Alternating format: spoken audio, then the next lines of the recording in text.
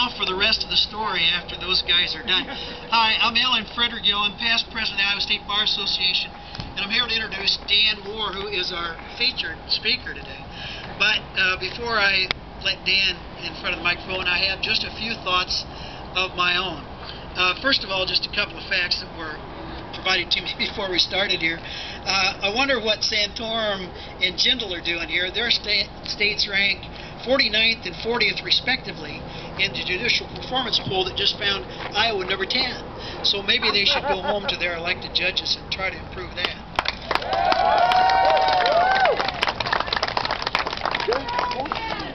We know from their campaign filings that 86% of the funding for the No Wiggins Tour comes from special interest groups outside the state of Iowa. They spent $1 million to defeat Justices Turner, Strike, and Baker, and they'll probably end up spending about the same this year. See what a nice bus they've got with those Tennessee plates on it. Uncontrolled spending on judicial elections is wrong for Iowa. Reasonable people will agree that the influence of money on politics in both the state and national scene is a bad thing. We've heard the horror stories from judicial elections in other states. Texas lawyers tell their Iowa friends about 5-figure budgets in their Texas law firms for contributing to judicial campaigns. The legendary book Oil and Honor tells the chilling Texas story of justice for money, with lawyers showing up at hearings with envelopes stuffed with contributions for the presiding judge's electoral campaign. Iowa lawyers who practice just across the river in Illinois can tell similar tales. They spend millions on judicial elections over there. The campaigning is shameless. Judicial candidates make all kinds of promises about how they'll rule in order to win votes. They have to spend lavishly to get their message out. This is not the kind of judicial system we want here in Iowa, is it? No. The Iowa Code of Judicial Conduct does permit judges in Iowa to raise and spend money to support their judicial retention campaigns in our biennial general elections. Under the code, judges don't have to wait for the next campaign to come up. They can form committees and raise funds for their re-election campaigns at any time. Like those before him, however, Justice Wiggins has taken the high road. He has chosen not to form a campaign committee, and he has not sought to raise funds to defend himself against these unfair attacks from special interest groups outside the state of Iowa. If he loses, however, the next two might do it differently. Who could refuse the contribution request of a judge's campaign committee? Does any lawyer or law firm dare not contribute? What do lawyers tell their clients who want to know what their chances are in their trial or on their appeal? Will their case be decided upon the facts and the law, or will campaign contributions make a difference? Iowa's revered judicial system is at risk when the public believes that judicial campaign contributions will make a difference in the outcome of their cases. This effort to oust Justice Wiggins is wrong. Justice in Iowa is not for sale. Not then, not now, not ever. Vote yes! And now, my friend Dan Moore, also a past president of the Iowa State Bar Association, will provide the next remarks. Thanks. Thank you, Alan. I'll tell you, after this week, it's great to be back home.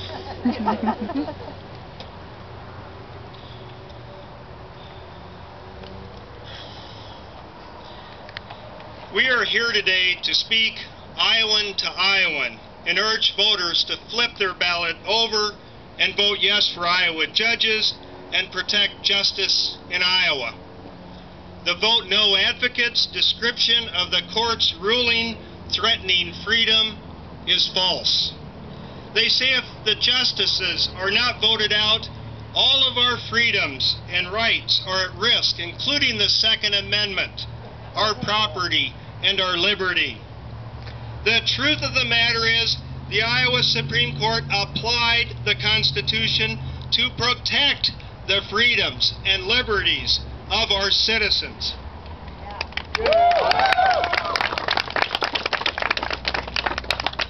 court's opponents make false statements and misleading claims. We call upon Iowans to reject their use of prejudices and falsehoods, and to reject their efforts to politicize our courts. The truth of the matter is the Iowa Supreme Court justices and Justice David Wiggins followed their sworn oath. They applied the Equal Protection Clause of the Constitution. They did what the separation of powers calls for, and they applied the Constitution unanimously. The unanimous Iowa Supreme Court and Justice Wiggins did not go outside of the Constitution. The truth of the matter is they applied the Equal Protection Clause of the Constitution. The court and Justice Wiggins did not go outside of their separation of powers. The truth of the matter is they did what the separation of powers calls for, ruling on the legality of legislation. The court and Justice Wiggins did not amend the Constitution from the bench. The truth of the matter is they applied the Constitution. The Constitution remains the same. The truth of the matter is that removing more justices will not change the law. Only Iowa's legislature and Iowans can do that by amending the state's constitution. The truth of the matter is that removing more justices will only weaken our courts and deny individual freedoms and liberty. We must not let the opponents use voting out judges as protecting liberty, freedom, and justice. These are our virtues. They have been hijacked, and the opponents know how to twist that so well, tricking the voters into undermining the separation of powers. Vote yes for Iowa judges and our courts to guarantee liberty and justice for all. The courts are the protectors of freedom and equality. The claims made by the Vote No advocates are false. The truth of the matter is our fair and impartial courts maintain a level playing field for everyone. Justice should not be for sale to the highest bidder.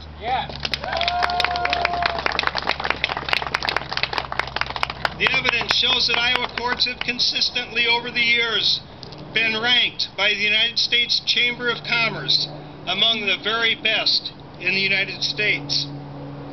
The evidence further demonstrates there are many times the Iowa Supreme Court has concluded a statute does not violate the Constitution. The evidence further shows that our drug courts, juvenile courts, mental health courts have been and continue to be saving families and helping Iowans to live productive, healthy lives in this great state of ours.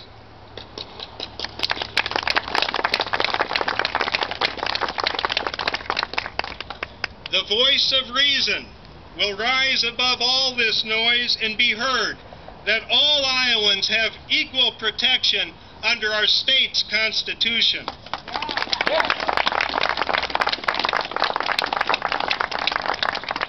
The court did not redefine marriage nor impose same-sex marriage on anyone. The truth of the matter is it merely imposed the constitutional clause of equal protection. The Iowa Supreme Court was not activist. The truth of the matter is they did not draft the legislation being challenged nor file the lawsuit which came to them on appeal. No sacred traditions and rights are at risk. The truth of the matter is only illegal and unconstitutional action to restrict or impede the rights of citizens under the Constitution reaches the court for determination.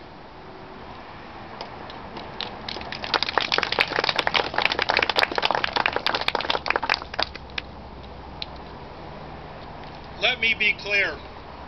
I do not suggest that Iowans cannot vote their choice in the retention election. Voters have the right to vote as they choose. I simply suggest that voters reflect on the wisdom of using the retention election as a referendum on a particular court decision and the impact that doing so would have on the future fairness and impartiality of Iowa's courts. When retention election decisions are based on merit, the need for campaign committees and campaign fundraising is greatly reduced.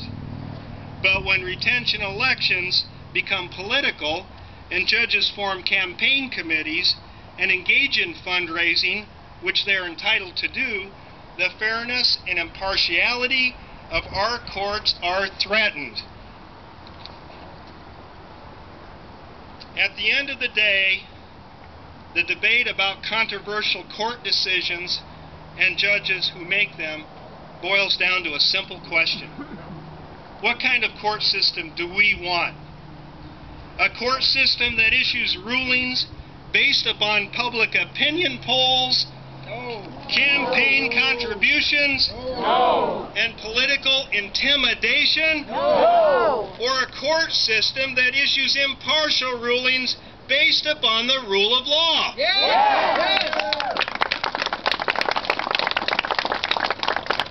Do we want to know that we can bring our disputes to a court where we will be heard no matter who we are? In summary, the evidence is in, the truth matters, and we therefore urge voters to turn their ballots over and vote yes for freedom, yes for liberty, and yes for Iowa judges. Thank you.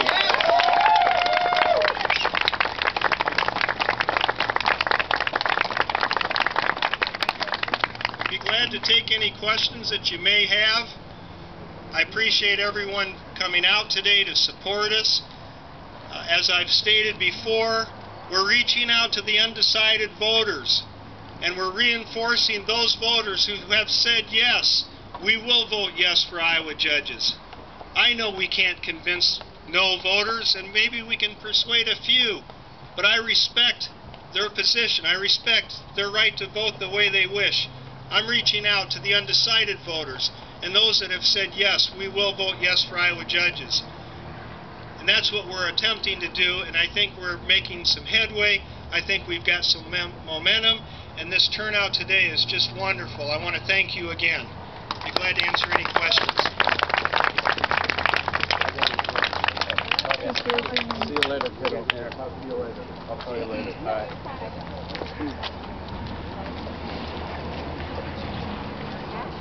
Yeah, you did a great job, didn't you? Thanks for coming out. I think that's it for today. Yeah.